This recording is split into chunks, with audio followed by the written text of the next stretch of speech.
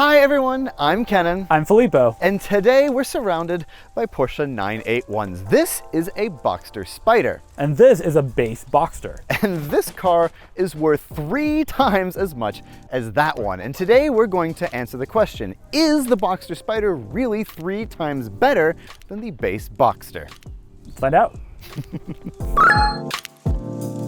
Before we get going, big surprise, this Boxster Spyder is currently for sale, being auctioned live on, of course, Cars and Bids. And like all 981 Boxster Spyders, this is a 2016, is equipped with a manual transmission, and features the engine from a 911 Carrera S. It also has a lot of upgrades, including paint protection film throughout, an Apple CarPlay head unit, and it comes with some great options like full leather, and it has a Porsche CPO warranty. And if it looks familiar, you may have seen it in prior Cars and Bids videos, such as when we drove towards the wall with blindfolds on.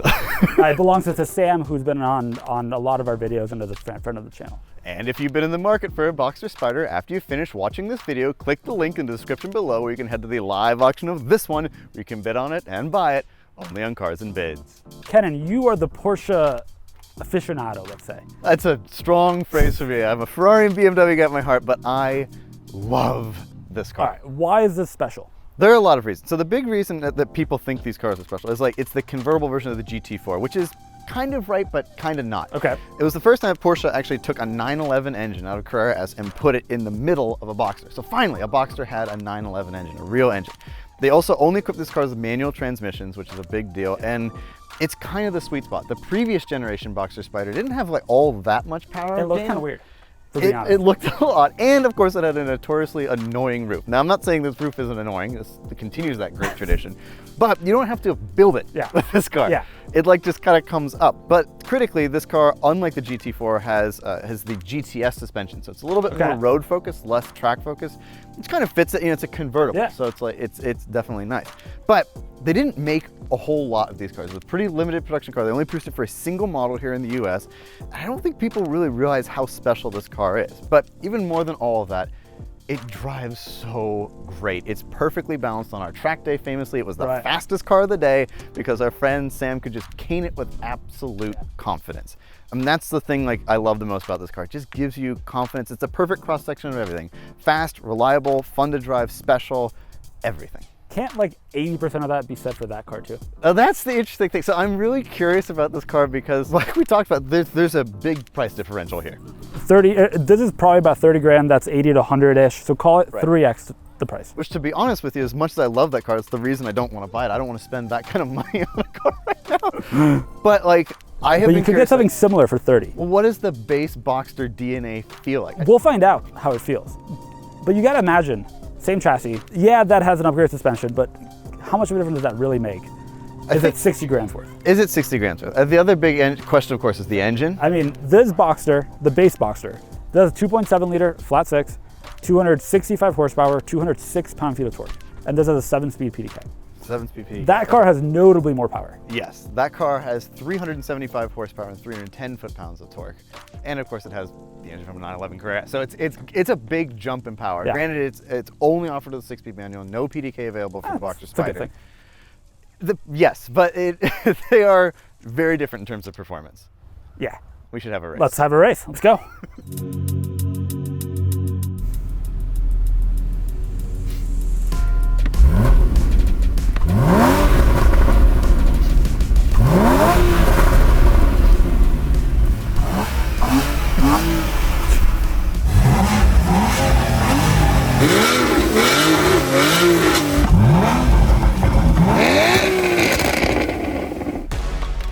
Hold on, I gotta do this.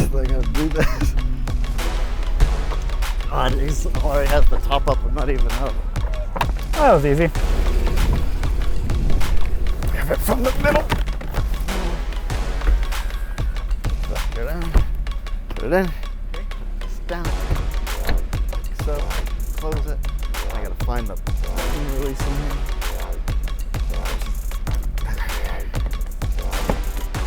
Okay, that one is in. Right here.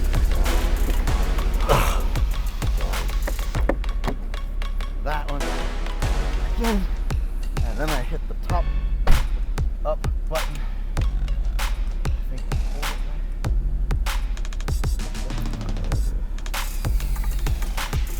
okay.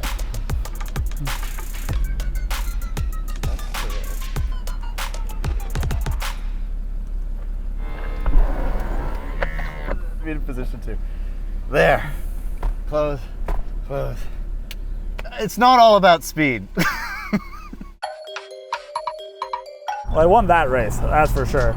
Top of this 981 Boxster, honestly, impressively quickly.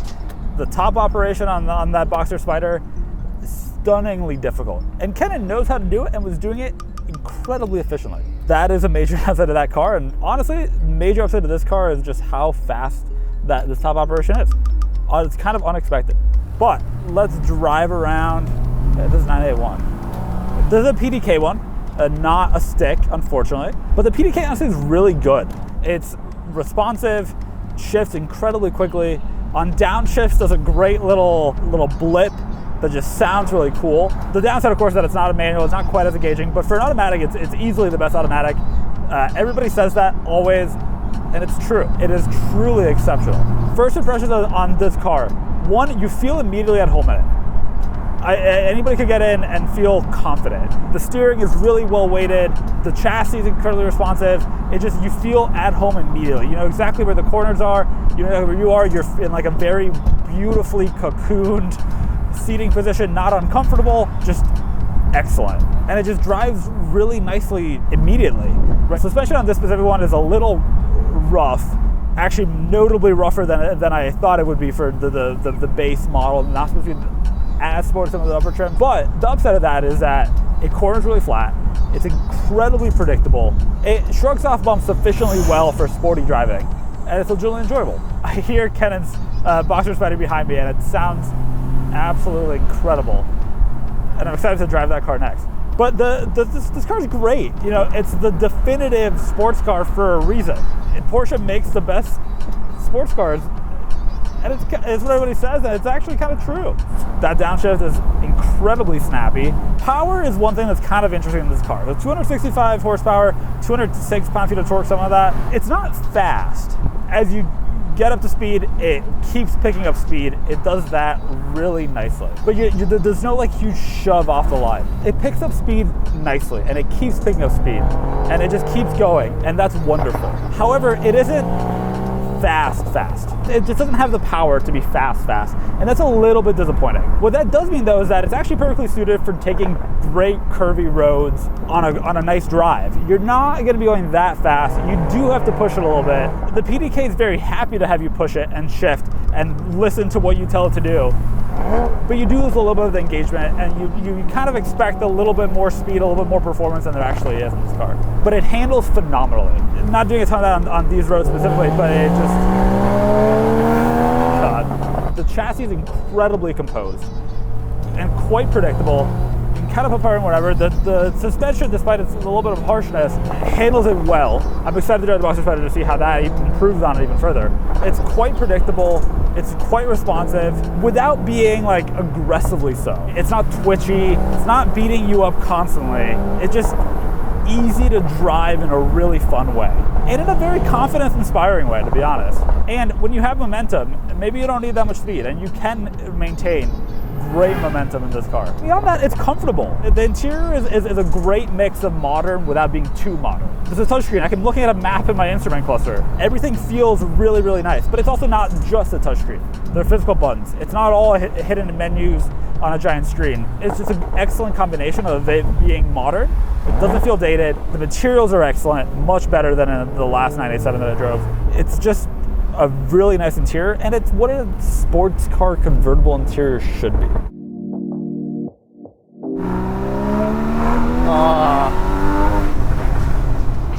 There are a lot of reasons to love the Boxster Spyder. It's a wonderful blend of everything that makes these kind of cars interesting. Sports cars, and Porsche sports cars in particular. It's lightweight, it being a Boxster's mid-engine, and Porsche finally gave it a 3.8 liter flat six from a 911, and they made it into this car. Manual transmission only. I mean, just like all of the right elements that you would want in a car like this.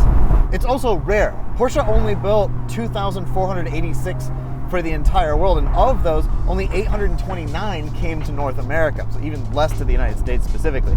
So they're pretty unusual cars, only built for a single production year as a limited edition car, and they're just not around. There are really a lot of elements to like. It has a lot of character. I personally get annoyed with the sport exhaust. It's really snap, crackle, poppy, but it does make this car sound really wonderful. It does sound nice when you get on it, especially from the outside. I think it sounds really great out there. It sounds nice inside, of course, too. But the thing that I like the most, obviously, is the way it drives. Now, the Spyder got the GTS suspension instead of the hardcore GT4 adjustable suspension. And it's much more akin to just driving every day. It's still firm, don't get me wrong. It is definitely not necessarily it's not a comfortable car to drive. It's a sports car.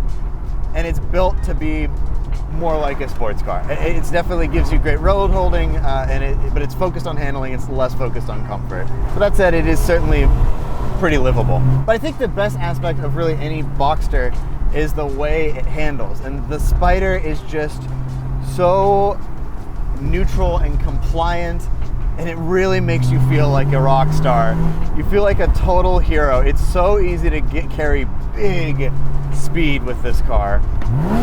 And it's really easy to you can just nail your apex. It takes no serious effort. It just is amazing how simple it is to do that. It's just so easy. And it just gives you such confidence. Everything about it does. The handling, the chassis, the brakes, all of it gives you a great deal of confidence. And it makes the access to the performance just so easy. And some people say that takes away from the experience. I don't think so. It is a brilliant driver's car, and it's just fun. The amount of power isn't too crazy either. 375 horsepower is not a lot, but it gives you plenty of performance, and in a car this light, it really feels fast, and it is quick. 4.3 seconds to 60 doesn't sound quick on paper, but it's a lot in real life. It's just a joyous experience to drive one of these. I truly feel, just like Doug does, just like Sam does, just like really all of our friends who've ever driven this car, it just is one of the great modern sports cars. It's just everything you would want, including it's very special. And that's what makes the Boxster Spyder so great. Great handling, great power, great chassis, and it's special. Your turn? Yes. Admittedly, I've driven that car hundreds of miles. I've had a lot of experience with that, but I've never driven a normal one, which is a very Kennan thing to say. Very Kennan thing to say. I'm really curious about this car. I'm excited for you to experience it. Well, thank you, Filippo. Let's go drive some. Let's go for a drive. Let's go out in some Porsche convertibles. Yeah. It's like almost Miami Blue if it weren't a wrap. Almost, but isn't. Almost, but isn't. Well, the wrap might be. The wrap might be. All right, beautiful. Wow. Admittedly, yeah. the clutch pedal. Oh man. Off we go. I forgot there were parking signs anyways.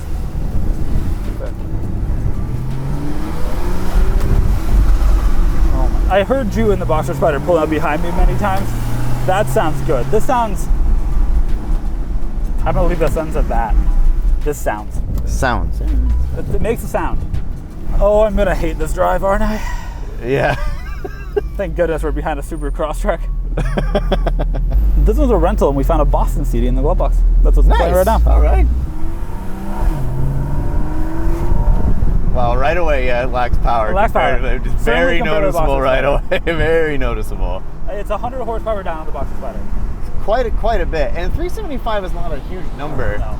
But as I was mentioning, like when I was driving, these cars are small and light. Yeah. And so 375, although it might not seem like much, wow, yeah, it really is down on power though. I mean, that's second gear, to the floor. And it'll keep pulling. Like, it'll get to an okay speed. Wow, but the chassis is good. Like, the turn-in is very nice. That feels excellent. Right, same chassis fundamentally. Yeah. Different suspension to it. Boy, it is like the definition of a momentum car, though. You really have to. You gotta. But it's a fun momentum car, to be fair. It is.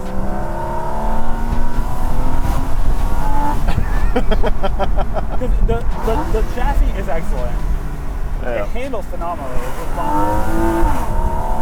And PDK is so good. I mean, like, obviously I prefer a manual. Yeah. But like PDK is great. Oh yeah, the handling is. Yeah, I mean it's still. It's very good. It is very good. It really is. It's really quite something. And this is just a normal car. I mean, and it just like you can really get after it still. And you still have the same like sort of control that you have like over the like the Boxster Spyder feels that way too. Yeah. The DNA is there, like without question. It just like it's not gonna set your hair on fire. No, it has the same 0 to 60 time basically as a ND2. Yeah. Oh, man, that would have been hard to swallow when they were new. I know. Yeah, it's not rapid. It's not rapid. It does legitimately keep pulling nicely. Yeah, it does. But you got to work it to do it. And I think the exhaust noise isn't there, but it has decent induction sound. It has good induction sound, exhaust sound. Yeah. The steering feels pretty light. The Spyder I think is a little heavier. I think the ratio is different, but it's not bad. It's not unpleasant. No, not bad at all. I would consider it well weighted even, especially compared to most newer cars that are definitely either incredibly light or like twitchy. We just hit that bump there. It's stiff. Even compared to the Spyder, which is... What I don't know is whether that's OE or not.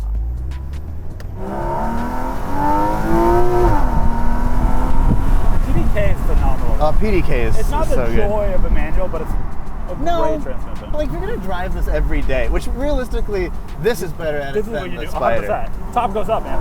Right. So, yeah. In like a reasonable amount of time, top goes up. But this is like... You could do this every day. You could do this no every day problem. with no complaints. The Spyder, there are, like, for instance, when the top is up, you can't use the trunk because part of it, the cover tensions it. Yep. Like, you know, the top is kind of ridiculous, but it makes the trunk the most secure place in the universe if you put something there beforehand. Nobody will ever open it. But like, no, that's so true. You want to park this on the street because you're going out to dinner, and you want to have protection inside. You put the top up. It takes a second. It's easy. Totally. You can't do that in the Boxster Spyder. It's so it's so good. The chassis is so excellent in this car. It's phenomenal. And these are really tight, twisty roads that we're on, and it just is at home here. This is like where it belongs. And for a car that like is normal, you can rent it on. You know, you can rent it wherever. It's a $30,000 car, and you can buy it for 30. I mean, this is a serious value for 30 grand. Probably the best handling $30,000 car. That's still newish. That's still new, and you get some of the panache with the Porsche. I mean, you get Porsche-ness with it. It feels nice in here. It's great. It feels nice. It's like... I mean, it's the same interior that's in your $90,000 one, right? I mean... Very similar. Yeah, very similar. That's the beauty of a base, nice car. You get everything that underpins the nicer version. You lose out on some power. You lose out maybe on a little bit of handling, maybe. But you get the chassis, you get the interior, you get the general materials. Yeah, and definitely. You pay a third of the price. It really makes you think about like how expensive the Spyder is. And admittedly, like a lot of people, I fully understand, a lot of people can't afford the Spyder. I personally I don't want to buy one because it's so expensive. Yeah, it's so expensive. But this is like, you could drive this and not be nearly as worried about all that comes with a, $80,000, $100,000 car. And I do wonder, right, like a Boxster S has splits the difference in power, has like 50 more horsepower than this car. Right. That's 5-10 grand more? Is that the move? Maybe. Maybe. I mean, that closes that gap more. Then again, it's not the specialness of that car. It's not as special. It's not as special.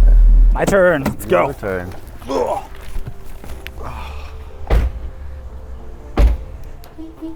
Oh, one of my least favorite things about the 981 is the little honk it does instead of like modern Porsche beep. No, I think it's very silly. Welcome to the spooky Spyder. Oh, I'm going to tell you, for apples to apples, put this in Sport too. Not Sport Plus? You can do Sport Plus. So Sport Plus do the auto rev matching. I don't need that. I agree. I like to do it myself. Sport Plus is better, but like, Sport's nice. Last time I drove this car, it was in our office. Today will be different. Oh, wow. Clutch travel is different than I expected. Shorter or further? Longer clutch travel than I expected. God, it sounds so much better though. Yeah. I don't know that it's that much rougher. No. It is rough. They're both rough. It might be like 10% rougher. I'm sure it handles better, but it's not that insane, the difference. The pedal box is smaller than I expected. I don't know why, because I've driven this car before, but like... It's definitely easier to drive with no shoes on. Yeah. I will say the clutch is heavier than I expected. Yeah. This is a sports car. It's a sports car. It's like a real sports car. But it does change the like everyday drivability calculation. I would argue this is not necessarily a car that you want to drive every day. It's like quite predictable. Very progressive, but like it's more of a workout. Yeah. So like you said, largely the same interior. I mean, the full leather is nice. But certainly. Yeah, the touches are nice. The Alcantara is nice. The full leather is great. The brakes are way touchier. Probably because they're actual, good. Yeah, they're much larger, much larger. Yeah, the torque right away. Just the torque alone. It's such a different experience. You were mentioning that the steering in the regular Boxster felt lighter. I don't know that that's my takeaway here. I don't know. To me, it feels this ratio is without question tighter. Yeah. Like if you just do a little, it's also a little bit heavier on center. Yeah. As you'd want it to be, I think. Oh my God, it sounds so much better. When you get on it, it really the experience is so different, and it just is more visceral for sure. It also kind of feels like it wants to rotate more than the regular Boxster does. Yeah, I suspect Probably that has to do with not only suspension geometry, but just how it's set up. Yeah. And then the width of the tires and all that stuff. Right. But in a very pleasant way. And there's actual power. And the gearbox. Wonderful to use. So nice. That shifter falls right to hand. It's just so much fun to play with. It really is right where you want it to be.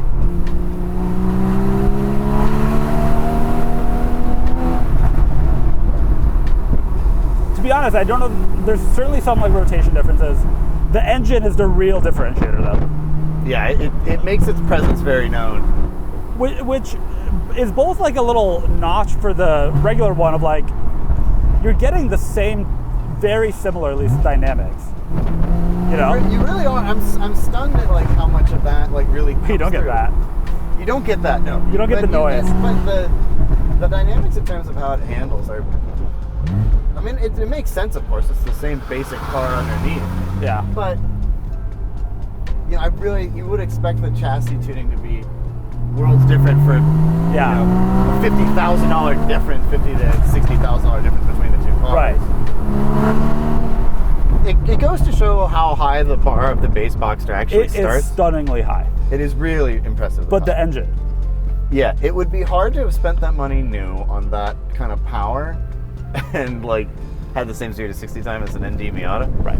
If that's your budget and that's all you can get to, or Boxster S is all you can get to, I think that's a great value. Great car. The GTS is awesome too, but I think that it moves so much closer to this car in terms of values that we see on the site. I think that, I don't know, in my mind, you get the Boxster S, you get the Spyder. Those are the other difference with this is because it's low production numbers, it holds its value. This is a better long-term buy. A Boxster is an appreciated car. Yeah, it's fundamental. They made 1 million of them. God. Kennan, I see why you love this car. I mean, look at you. This is Filippo ripping. It brings out the Italian in Filippo. It does. It does. At the end of the day, it's also a Porsche. You can beat it, and it will remain reliable. Yeah. It's just a well-made, nice And everything in the leather makes a difference. Honestly, just what you see behind, and here, just go to fifth. Casual, and you can drive it. You might not want to drive it every day. The clutch is a little heavy. The top is a nightmare. The top is a faff. I'll give you that. It is a difficult thing to use.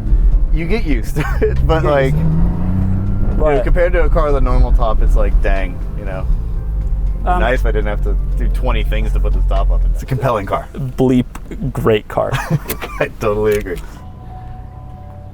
Kennan, for maybe the third time ever, you and I are in complete agreement. Well, I'm so glad that the Boxster Spyder brought you around because it does that with every single person who drives it. $60,000 more than this car, 3 times the cost, is a hard sell. Yeah, it is. But it made that sale really well. To you. To me. And I don't spend money. Who's the most, yeah, exactly. 30 grand is like, I mean, that's. I've never spent that much on a car. Totally. Period. My last car was a third that much. Exactly, and I get it. Like, it is a very expensive car, but it is very special. But I am stunned at how great the most basic version of the Boxster is. It still gives you the excellent handling. It gives you great sizing. It gives you great materials. It still feels nice. It's not as fast. It's nowhere near as fast, but or as much of an experience. But it's still fun, and it's a better daily. Definitely. You can just get in, drive. It's easy, and it's fun. But this is an experience. Definitely, and I guess it's great. Ultimately, if you can't afford this car, there are other versions of the Boxster that you can get, and they will give you a wonderful driving experience. I'll even say it's not just about the cost, it's about what you want. This is a hard car to daily drive. It's comfortable, there's AC, like it's not bad in that regard, but the top is kind of a situation. It is. It's a heavier clutch. This is just an easy car to drive. It is. While still delivering fun. But we both would. If I had 90 grand to spend, yeah. Yeah.